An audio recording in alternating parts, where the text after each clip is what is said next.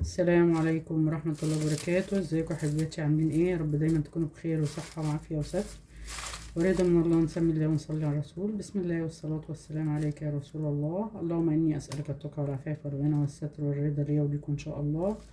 ازيكم حبيبتي؟ يا رب دايما تكونوا بخير. بصوا انا جايه افرج معاكم البصل، والحقوا بقى اللي ما عندهاش بصل تحاول تشتري يعني تنتهز الفرصة دلوقتي، لان البصل هيغلى وهيزيد تاني. وانا قلت مادام بقى يفضى وكده قلت افرزه معاكم وانضفه، يعني افرزه بطريقتين. يعني طبعا انا هقطعه كده طبعا من العيش بتاعه ده. حاولوا جماعة اللي عندها بصل تفرزه عشان فعلا البصل بيفضى، واحنا دلوقتي الحاجة غالية، البصل كمان بيغلى وبيشد. فايه حاولي تفرزيه في البيت. هفرزه بطريقتين معاكم ان شاء الله. ان شاء الله كده ايه يكفينا يعني السنة. زي ما بنجيب الثوم كده ونفرزه برضه نفرز البصل. احنا مكناش بنفرز لان الحاجة كانت رخيصة، دلوقتي احنا هنضطر نفرز عشان زي ما الثوم بيفضل البصل برضه بيفضل بالعافية اهو. طبعا هنقطعه وننضفه، نشيله من العش بتاعه. في ناس بتعمل القشر ده اللهم صل على النبي توم بودرة.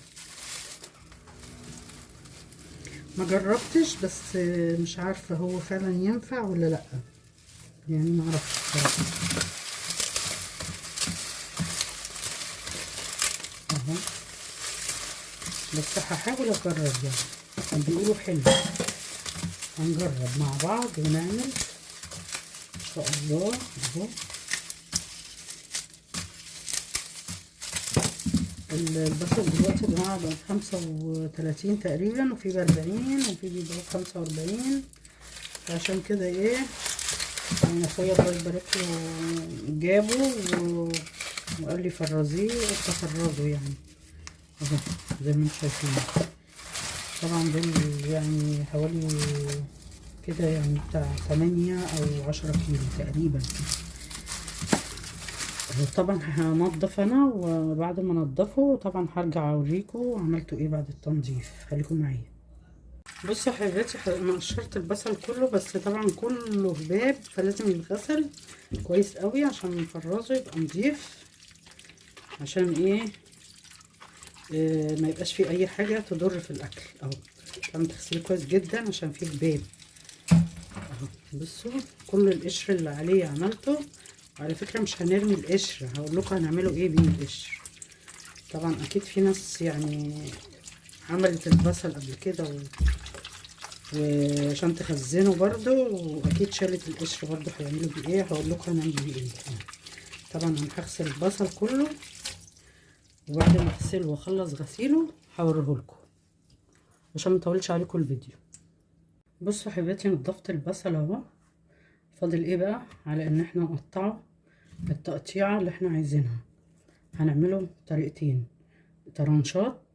وهنعمله ايه اول طريقه هعمله طرنشات مع بعض، والطريقه التانية طبعا كلنا عارفين لو انت عندك كبه اعملي فيها، لو ما عندكيش خرطي كده على ايديكي زي زمان.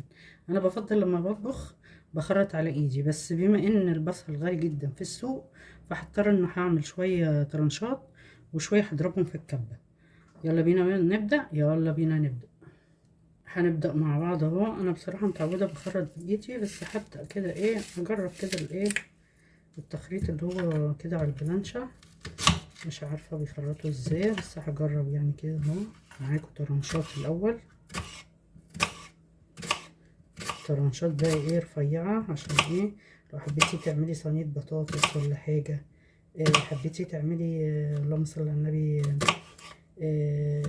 فراخ تحطيها في الفرن، تحطي طرنشات بصل، لحمة بالبصل. هي الحاجات دي اللي بتمشي في ايه في البصل الطرنشات. اما التخريط بقى في زي ما انتوا كل ست بيت عارفة بنخرط عشان الطبيخ اهو. طبعا نخرط معاكم بصل عشان نجرب مع بعض اهو. القطط بيتخانقوا مش عارفة اعملهم ايه اهو. بنخرط اهو. رحت خلصت القطط بيتخانقوا مع بعض. عندي الام وبنتها حوامل بيضربوا بعض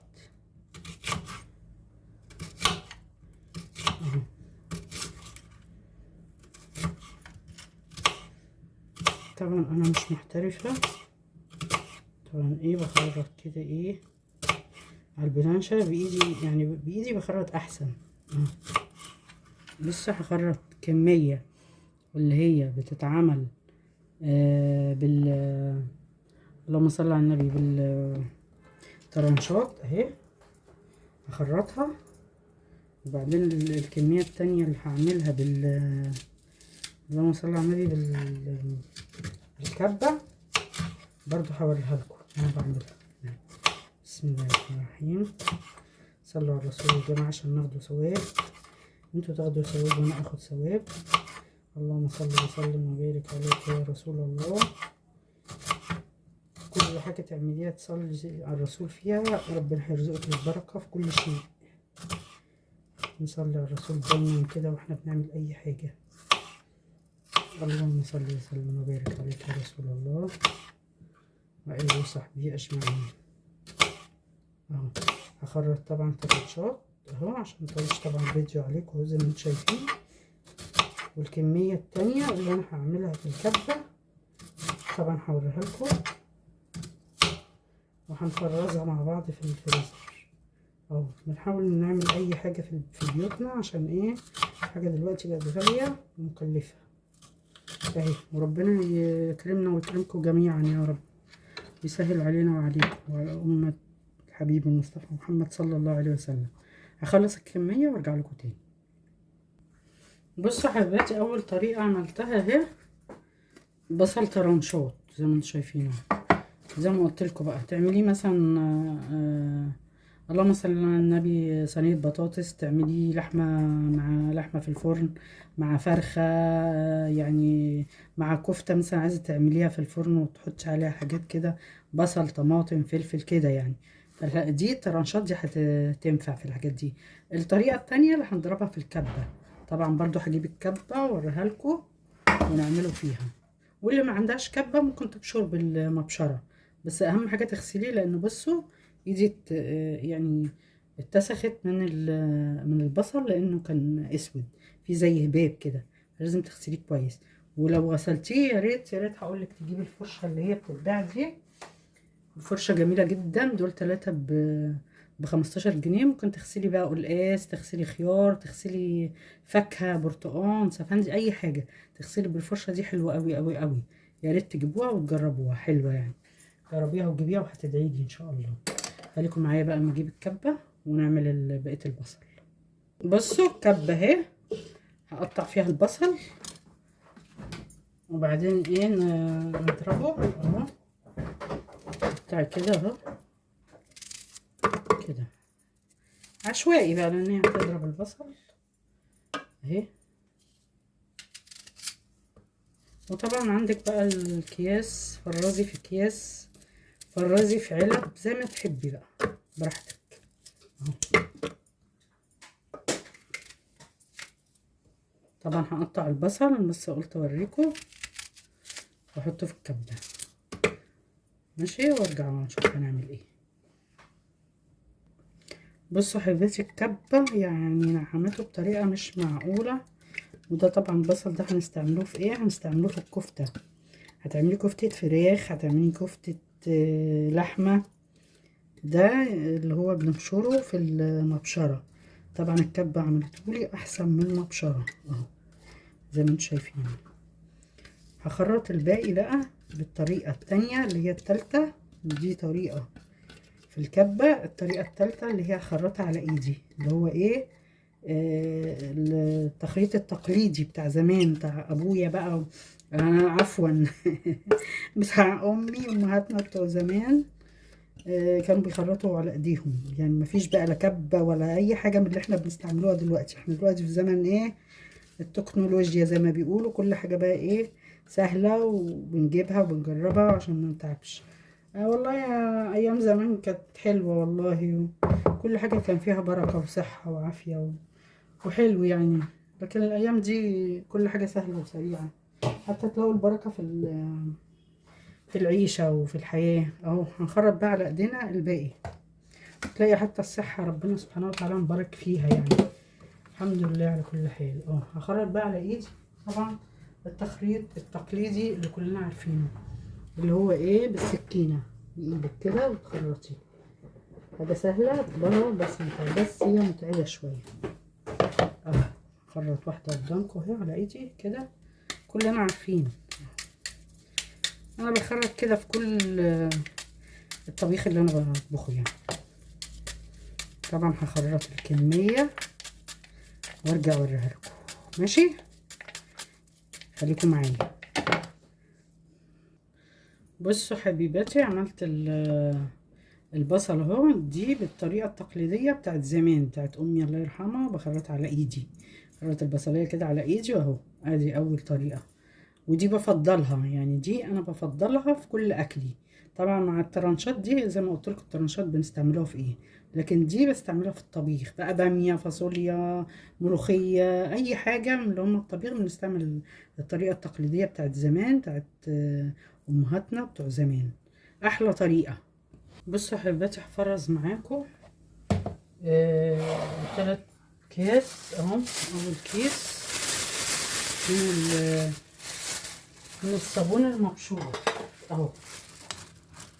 بصوا كده، اعملي رقيق عشان لما تيجي تاخدي يتعمل معاكي يعني، يتكسر معاكي بسهوله. اي حته بقى تاخديها اهي. بصوا بس عشان الرخامه عندي ضيقه اهي، تعملي كده.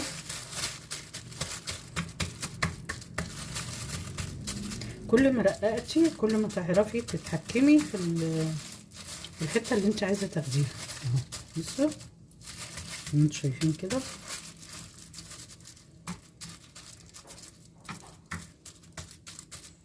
ممكن تعملي بقى ايه مكعبات، يعني ايه مكعبات كده، ايه تعلميها كده اهي. ماشي اهي. ادي اول واحد فرزناه، هنخليه على جنب اهو. ونجيب التاني.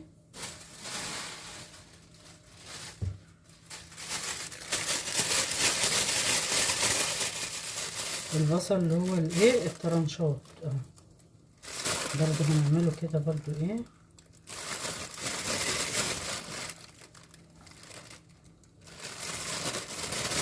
طبعا كل ست بيت عارفه المقدار اللي هي عايزاه وهتحتاجه في الطبخه بتاعتها، بس انت لما تعمليه كده يعني زي ما انا يعني اهو بوريكم البنوتات الصغيرين يعملوه، سهل عليهم. حتى البنت اللي هي مثلا هتتجوز، تحضر لجوازها، كل الحاجات دي بتنفعها وتتحط في الفريزر اهو. تعمل برضو مكعبات كده وتشيل، يعني قصدي كيس كده رفيع وتشيله اهو، برضو تطلع زي ما هي عايزه منه اهو. بصوا زي ما انتم شايفين اهو، حاجه سهله ومش هتتعبك، وهتكوني شايلاها في الفريزر. هنعمل الكيس الثالث اهو، نفس الشيء. ده بقى اللي انا مخرطاه على ايدي اهو. طبعا دي انا بفضلها، اللي هو تخليط البصل على الايد، دي بفضلها في كل الطبيخ اللي انا بطبخه اهو. بسم الله الرحمن الرحيم. حطي بقى في الفريزر وانسي بقى، هيقعد معاكي سنه كامله، ولا بقى غلاء البصل ولا بتاع اهو. زي ما احنا ايه، لازم نعمله كل حاجه في بيتنا عشان الدنيا والغلا اللي احنا فيه اهو. برضو نفس الشيء، هترفعي عشان لما تيجي تاخدي ما تفكيش الكيس كله، تقطعي يعني، تاخدي الحته اللي انت ايه عايزاها، زي ما وريتك في اول كيس تعملي اهو. وبعدين لما تعملي كده مش هياخد كمان مكان معاكي في الفريزر اهو، زي ما انت شايفه اهو. بصوا يبقى عملنا 3 اكياس. ادي كيس ومكعبات، وادي كيس الشرايح البصل، وادي كيس اللي هي هتستعمليها مع اللحمه اللي هي المبشور اهو، بصل مبشور اهو. يا رب يكون بقى عجبكم اللي انا عملته، ها، وتعملوا زيي، وربنا يوفقكم يا رب للخير. كل اللي بيتفرج عليا، ربنا يوفقه الخير، والمسلمين والمسلمات في كل الدنيا. والسلام عليكم ورحمة الله.